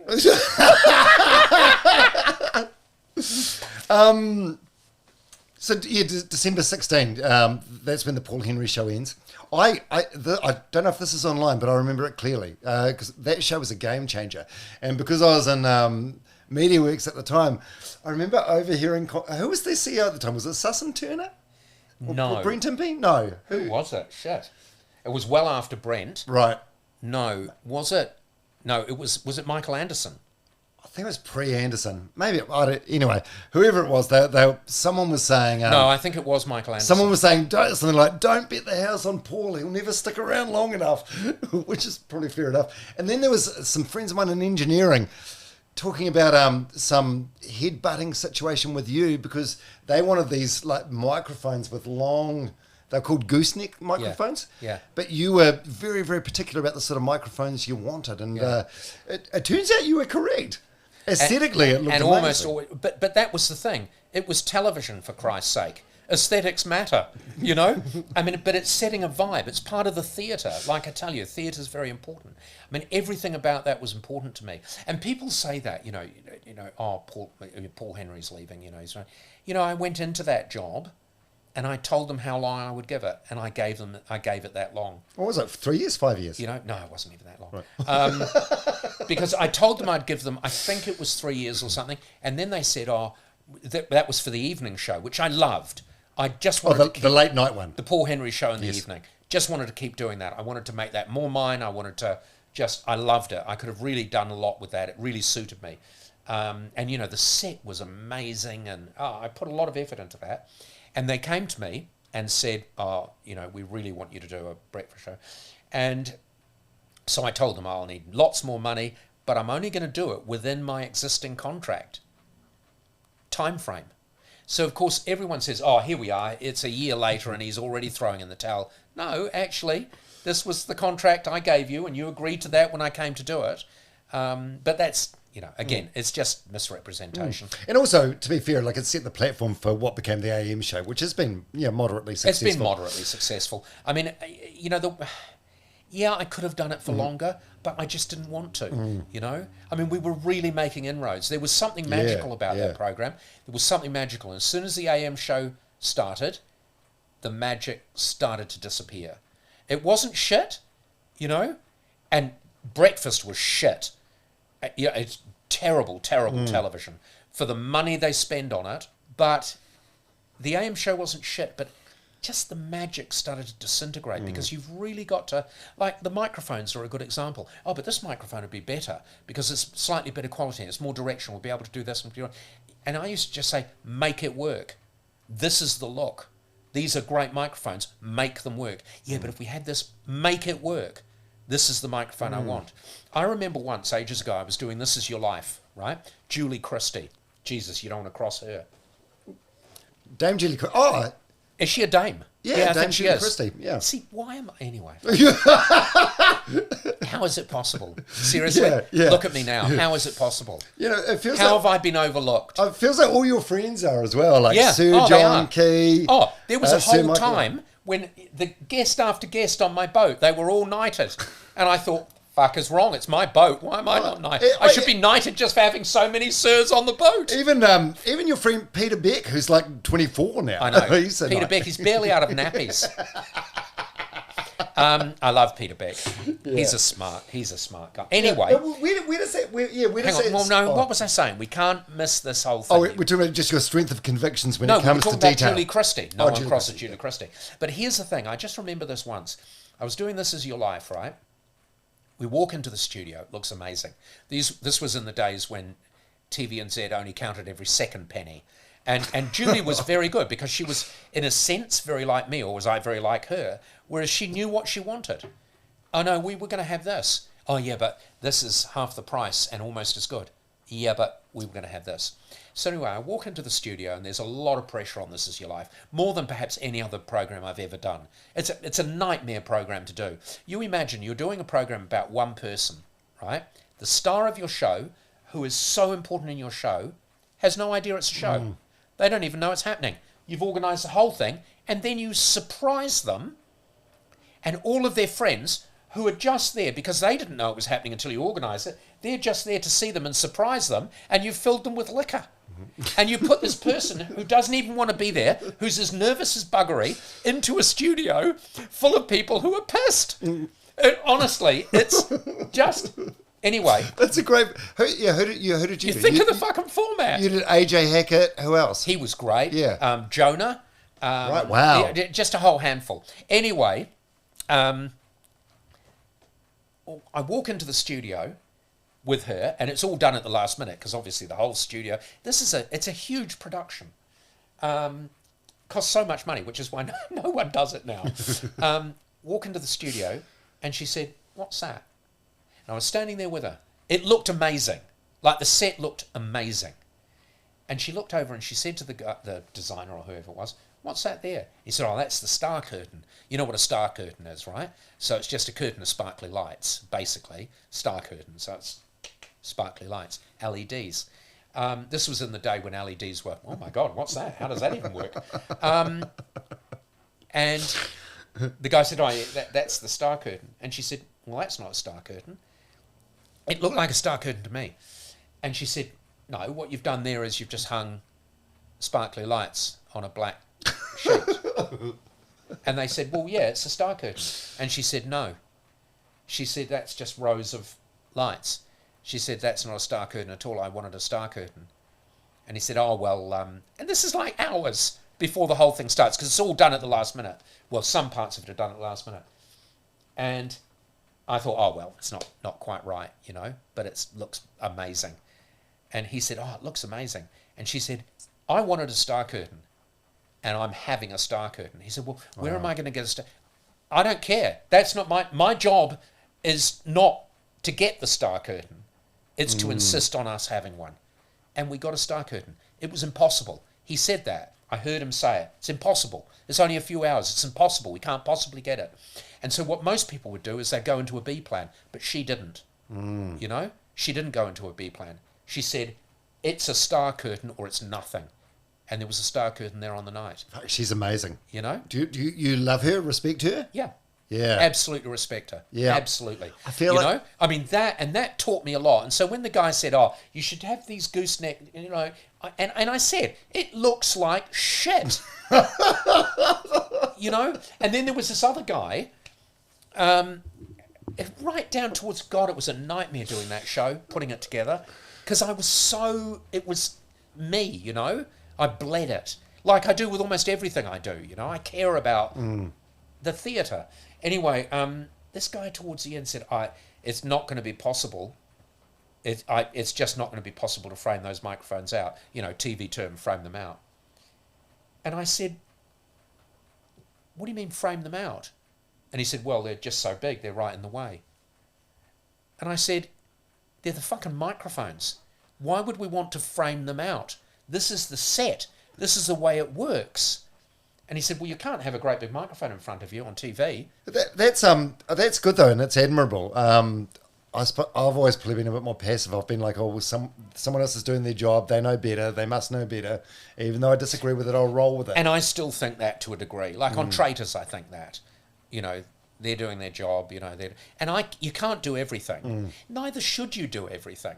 You know, and it's not that. I mean, and I'll be honest with you, it's not that every single thing I think is the best way to do it or the better way to do it or it should be done that way. But I really care, you know, and when you really care, it's very hard to loosen the grip on things. The good thing about Traitors is I'm the host. And even though I overstep my boundaries so many times, I'm the host, that's my job, you know. But with like the Paul Henry show and that mattered to me, and people just constantly let you down. Well, your name's constantly, on it. yeah. Your name's on it. It's all care, all responsibility, and you know there are a lot of things that I look back. I remember there was an interview once that was done. I think it was North and South magazine, and they were interviewing Don Brash after I think his last enormous political defeat, and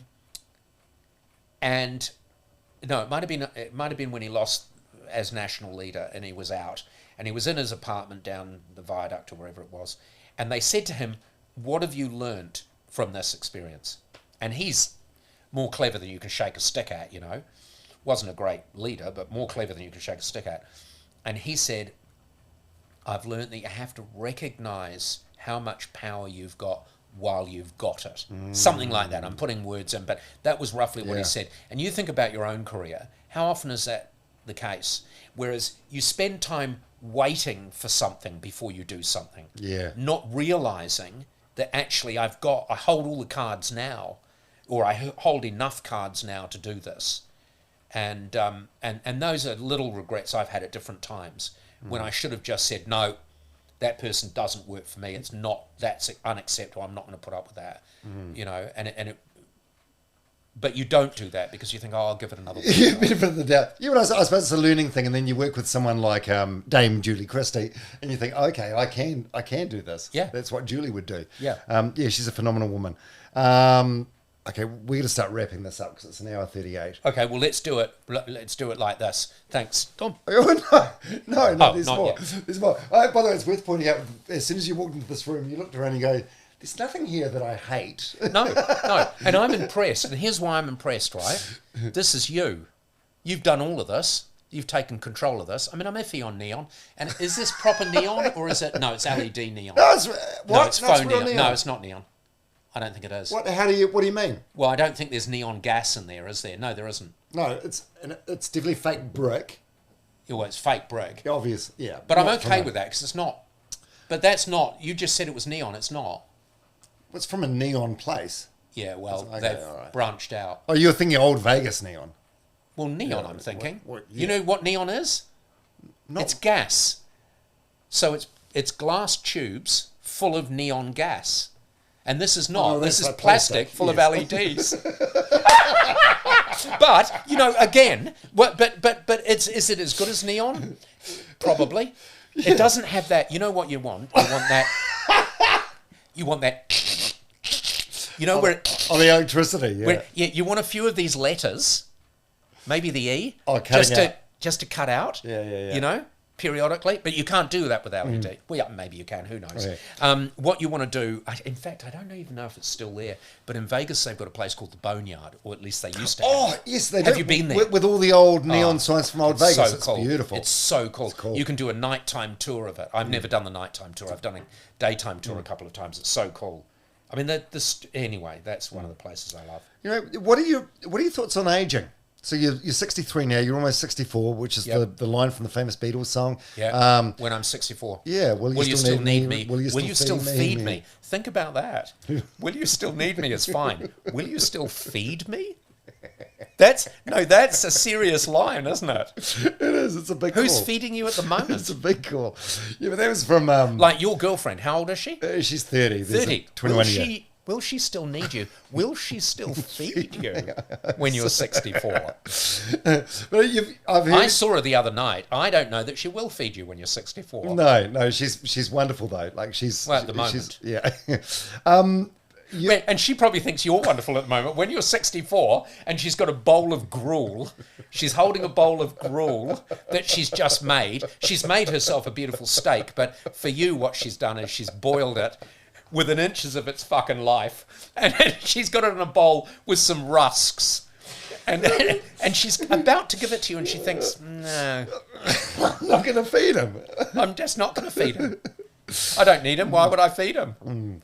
Anyway, who knows? This is your private business. It's not for me to. It's not for me to question. But your previous girlfriend, Lindsay, there was a big age gap. How big was the age gap? Not as big as yours. Yeah.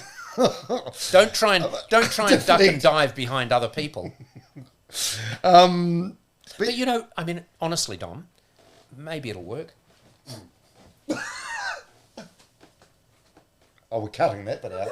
No, you said you didn't cut anything. You said you didn't cut anything. No, but over the years, I've heard you do interviews and you talk about the amount of good summers you've got left and the amount of heartbeats you've got left. What do you think? And what do you sort of mean when you say that? Do you know what? I think it's hard. People say, "Oh, I'm very proud to be a New Zealander." Well, I don't know why, because or proud to be from any country because you didn't choose it. It's not something you did. You just are a New Zealander. Can you be proud of something you had no involvement in? And so the reason I say that is I don't know that you can actually say, like, I'm really proud to be old because you're old, you know, although to a degree I haven't died earlier. Yeah. So I suppose I did have an involvement in it because I could have died earlier. And when you get to, I tell you a thing about 63, you won't know this yet, although you've probably lost friends already at your age. But I've lost friends and acquaintances who haven't made it this far down the track. I don't know how far I'm going to make it, but I don't mind being my age, thank God. I mean, it's so sad, people that try not to be their age. I think I probably look about 63. I don't think I look older than 63. Let me have a check. Oh, no, I think you look good for your age. And these glasses make me look a bit older. Anyway, what I'm saying is, I don't mind, you know, I am my age, and I don't want to hide my age. And in a way, I look forward to that day. I remember once, years ago, I was going to the ASB Bank in Remuera, right? I think it was the ASB, yeah, and it used to be up the top of some steps. There were about 6 steps, right? And I was walking out of the bank. There'd been a queue, and I was standing in the queue. Came out, finally got to the front, you know, walked out. Very unsatisfying experience being at the ASB. But that's banking. Yeah, it's banking in general. At the end of, you know, you're lying on your deathbed, right? You're about to die. No one visits you and says, you know, in the last 70 years or however old you are, do you realise you've spent the equivalent of 16 months in queues at the post office? We're going to give you that 16 months. No one's going to do that, right? So every time you're standing in a queue for some useless fucking piece of shit, remember that that's your life ticking away, you know? Like you're at Noel Leeming, right? And you've said, oh, I will buy that, whatever that lump of electrical thing is, and you take it to some counter and you're standing in a queue. And they say, oh, sorry to keep you waiting. You know, what you should say is, no, it's my life. My heartbeats are on that carpet over there. You know, where are you going to be when I'm dying, you arsehole? You know, but it's not their fault. They're on minimum wage. Anyway. So What about... what I was saying was, I walk out of the bank, right? And Sir Edmund Hillary is climbing up these steps. And I stand there and I wait because I'm very good to older people. And he was actually, I think, quite a nice old person. I knew him a bit. And you mustn't confuse old people for nice people. Because old people are not nice because they're old. If they were nice and they got old, they're nice old people. If they were shitty and they got old, they were shitty old people. You know, but a lot of people think, oh, look at that nice old person. No, think again. Anyway, what I'm saying is I know that, yeah, I really liked. Anyway, he gets to the top and I said, you know, we weren't friends, we were acquaintances. He gets to the top and I said, you're not that bastard off. You know, it was just a lovely line. Many people must have said it to him. We had a bit of a laugh and everything like that. And then he went and he joined the end of the queue. And I thought, when I get to his age, I'm going to walk in and I'm going to say, I am very, very old. I do not have enough time to stand in a queue. And I'm going to walk right to the front. Well, he's on the $5 note. If he can't jump the queue, nobody You'd can. think. Yeah. Shit, that's a great story. What a yarn. It's a mixed up story. And it was overly long, and I apologise for that. No, it's fine. What about a bucket list or a to-do list? Is there anything that you haven't done that you really want to do? No. No? I mean, there are things that I'll still do, obviously, but most of the things, but once you get to, well, with me, won't say once you get to my age, because it's not true of everyone, but I've collected things I like to do, and so now I just want to do them more. What, like travel and... Yeah, but travel, God, you know... Yeah, that's a 12-hour... People say travel. Oh, yeah, because what I want to do is spend more time at airports. That's what I want to do. Oh, God, if only I could spend more time at airports, because airports are the funnest places in the world. Well, you did say you wanted to go to Turkey. Yeah, I like Turkey. This is why I've got a publicist. She reminds you of things. I mean, I don't desperately want to go to Turkey. But, you know, I mean, there are places, but at the end of the day, I mean, travel, I know where I want to go. But you haven't seen everywhere. No, I know.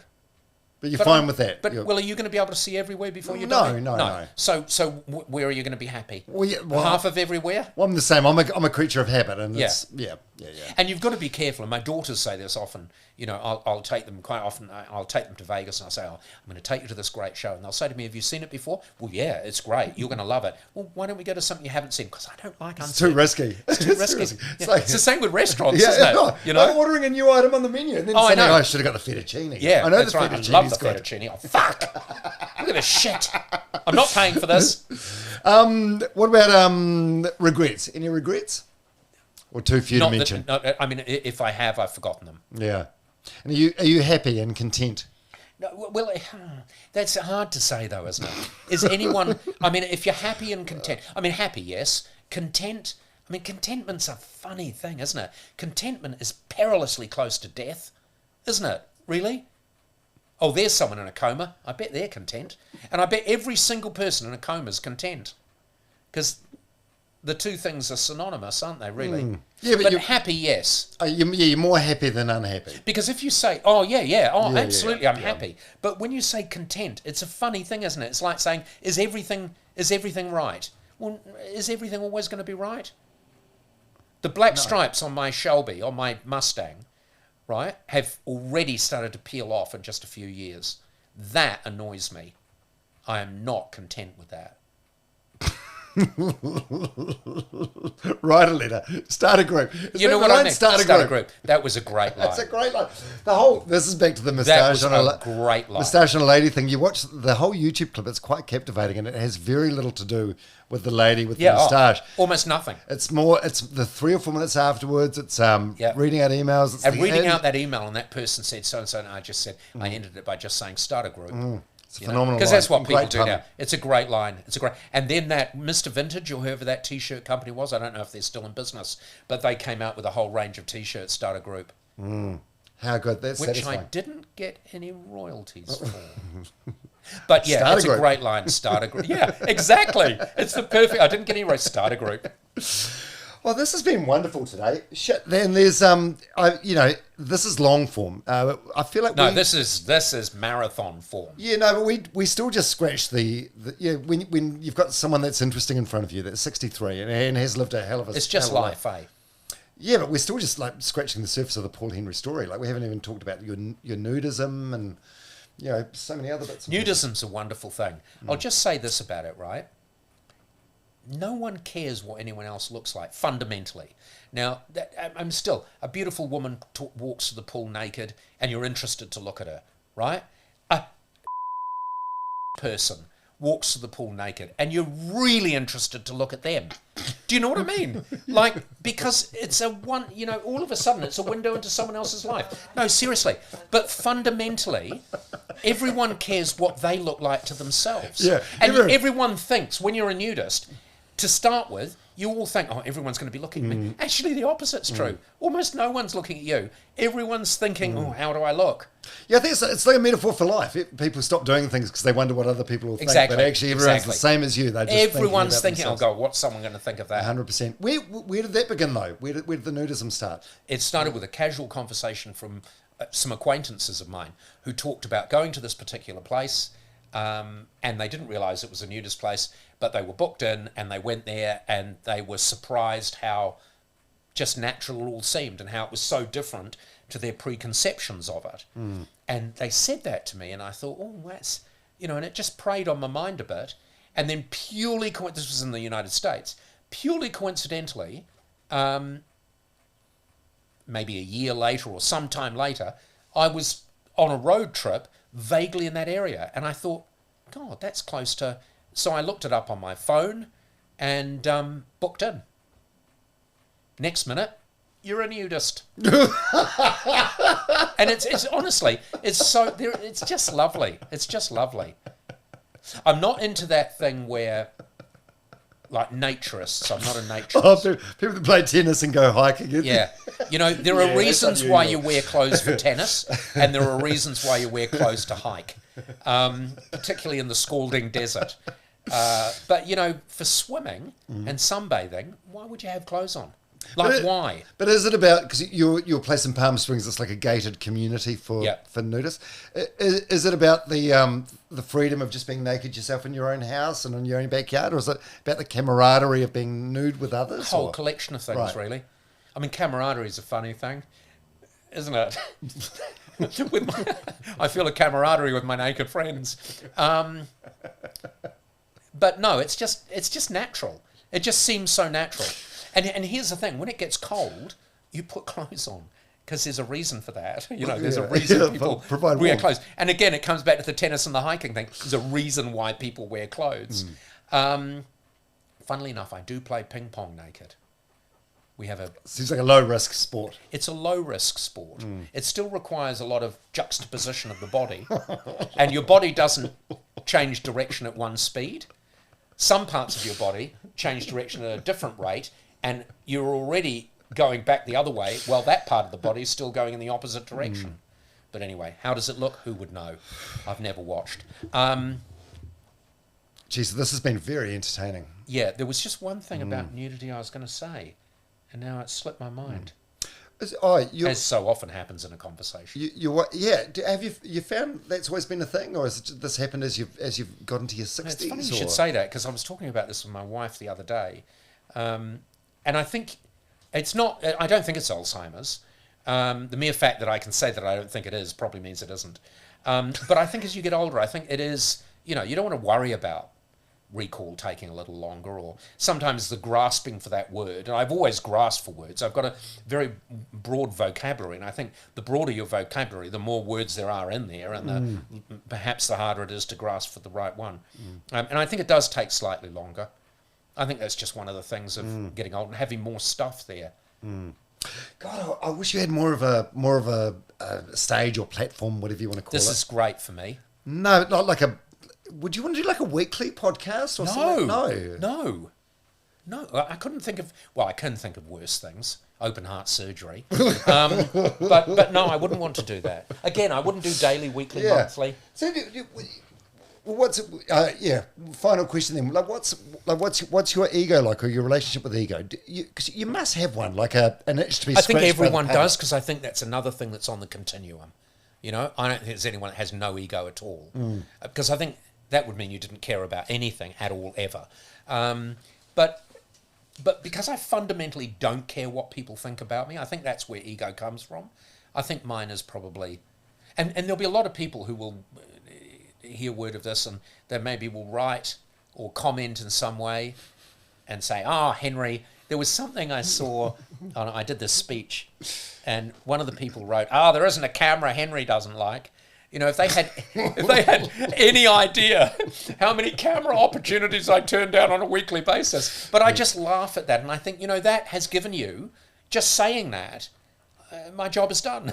You know, you've got out of your whatever kind of tunnel you live in, and you've, you know, used your fingers presumably to type something down, and it's given you some enjoyment. So you do have this desire to be centre of attention, but it's a very, very small desire. Like it's a slither. If it was a pie, it's like a very sliver. Small. I don't have to be centre of attention much to be completely overawed by having been it. You know, I mean, I love just being on my own, just unrecognised by the no one around me. You know. How do you get recognised these days? Like when you're in New Zealand, it must still happen a lot. It does. What do people say? What do they do? Well, I've never been particularly approachable. You know, I've never been like an enormously... I disagree. Like, well, no, well, what I do you think... mean? I'm going to need to go wheeze. Okay. Do people do that sometimes? Do people do that sometimes in your podcast? This has been the first, but this Honked the other day, remember when they saw you? Yeah, people do honk. And they honk, and some people are lovely. And the people that aren't, I'm not looking anyway. And I don't know that they aren't. All right, we'll wrap this up so you can go wheeze. I need to go wheeze. We've got through almost a bottle of Roaring Meg. This has been fantastic. As I said at the beginning, and I think I said during it as well, dream guest, and you have not disappointed. I've been a big fan of yours forever, and I'm so glad we finally made this happen. Fantastic, Dom. You're Thank you. fantastic. No, human. thank you. You.